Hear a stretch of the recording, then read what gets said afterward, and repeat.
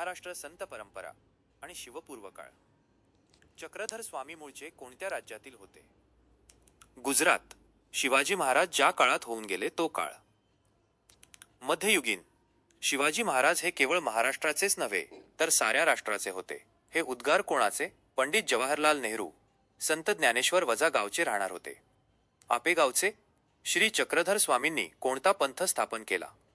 महानुभाव पंथ. श्री चक्रधर स्वामींच्या आठवणीचा संग्रह. ग्रंथात आहे. लीळाचरित्र. संत नामदेव वजा गावचे राहणार होते. नरसी. संत नामदेवांनी कोणाची भक्ती केली? विठ्ठलाची. संत नामदेवांनी कोणत्या धर्माचा प्रसार केला? भागवत. संत ज्ञानेश्वरांनी मराठी भाषेतून हा फार मोठा ग्रंथ लिहिला. ज्ञानेश्वरी. ज्ञानेश्वरांनी तरुण वयात पुण्याजवळील वजा येथे जिवंत समाधी घेतली. आळंदी. गुरु ग्रंथ साहिब या शिखांच्या पवित्र ग्रंथात कोणाच्या पदांचा समावेश आहे? संत नामदेवांच्या. यांनी संत नामदेव आणि संत ज्ञानेश्वर यांची परंपरा पुढे चालवली. संत एकनाथ महाराजांनी. संत एकनाथ वजा गावचे राहणार होते. पैठणचे. छत्रपती शिवाजी महाराज आणि समकालीन काळ. छत्रपती शिवाजी महाराजांच्या काळात कोणते दोन संत होऊन गेले? संत तुकाराम महाराज आणि संत रामदास महाराज. संत तुकाराम हे पुण्याजवळील एक गावचे रहिवासी होते. देहू. समर्थ रामदास स्वामींचे मूळ नाव काय होते? नारायण. संत तुकाराम महाराजांनी कर्जखाते नदीच्या पात्रात बुडवली. इंद्रायणी. जे का रंजले गांजले त्यासी म्हणे जो आपुले तोची साधू ओळखावा देव तेथेची जाणावा. हा संदेश कोणी दिला? संत तुकाराम महाराजांनी. समर्थ रामदास स्वामींचा जन्म कोठे झाला? जांब. रामनवमीच्या दिवशी. दासबोध हा ग्रंथ कोणाचा आहे? समर्थ रामदास स्वामी. बलोपासनेसाठी हनुमानाची मंदिरे कोणी उभारली? समर्थ रामदास. घृष्णेश्वराच्या मंदिराचा जीर्णोद्धार कोणी केला? मालोजीराव भोसले. सामर्थ्य आहे चळवळीचे जो जो करील तयाचे हा संदेश कोणी दिला? समर्थ रामदास स्वामी. मनाच्या श्लोकांतून सद्विचार आणि सद्वर्तन यांनी दिले. समर्थ रामदास. स्वराज्य स्थापना आणि संघर्ष.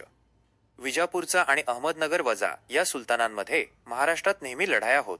आदिलशहा, निजामशहा, विजापूर व अहमदनगर येथील सुलतानांकडे कोणकोणते मराठा सरदार होते?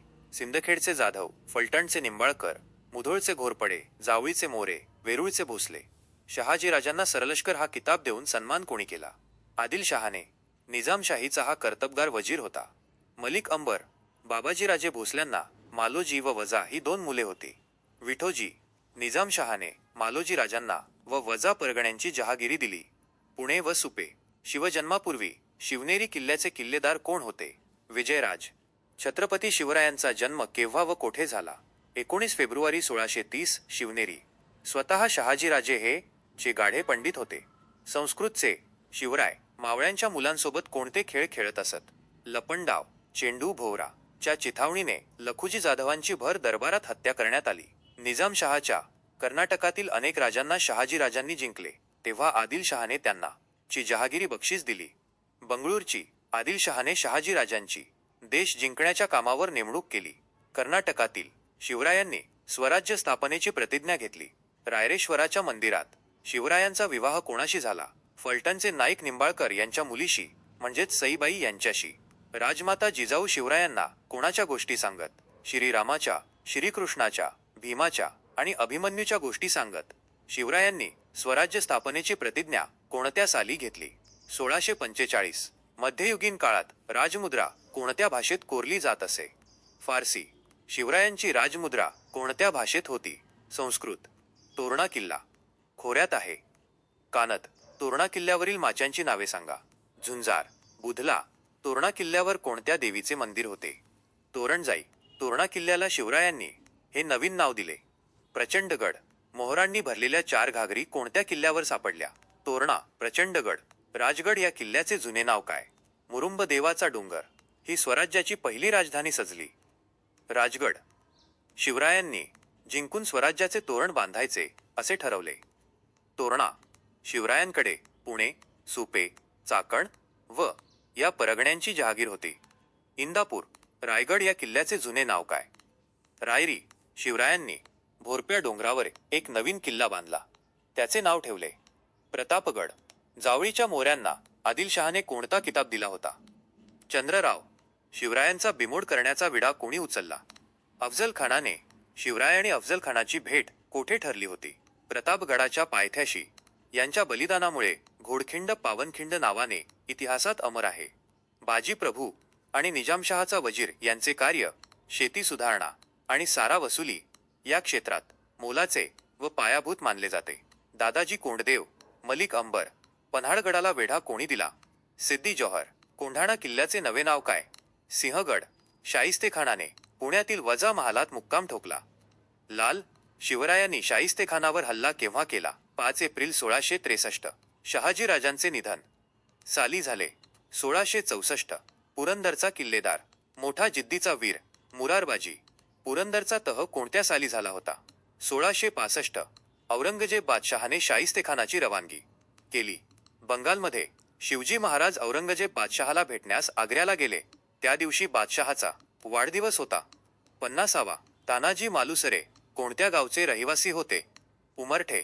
कोंढाणा किल्ल्यावर जयसिंगाने नेमलेला हा राजपूत किल्लेदार होता. उदेभान. मंदिरात शिवरायांनी स्वराज्याची प्रतिज्ञा केली. रायरेश्वराच्या तानाजीच्या भावाचे नाव काय? सूर्याजी. आधी लग्न कोंढाण्याचे मग रायबाचे असे उद्गार कोणी काढले? तानाजी मालुसरे. व्यंकोजी राजे हे दक्षिणेतील जहागीर सांभाळत होते. तंजावरची. रोजी सर्वांना दुःखसागरात लोटून शिवरायांनी जगाचा कायमचा निरोप घेतला. 3 एप्रिल 1680. स्वराज्याचे प्रशासन आणि व्यवस्थापन. कुतुबशहाची ही राजधानी होती. गोवळकोंडा. राजमाता जिजाऊ यांचा मृत्यू केव्हा झाला? 17 जून 1674 साली. शिवरायांनी कोणकोणत्या प्रकारचे किल्ले बांधले? वनदुर्ग, गिरिदुर्ग, जलदुर्ग. जंजिरा हा प्रकारचा किल्ला आहे. जलदुर्ग. जिंजीचा किल्ला सध्या राज्यात आहे. तामिळनाडू.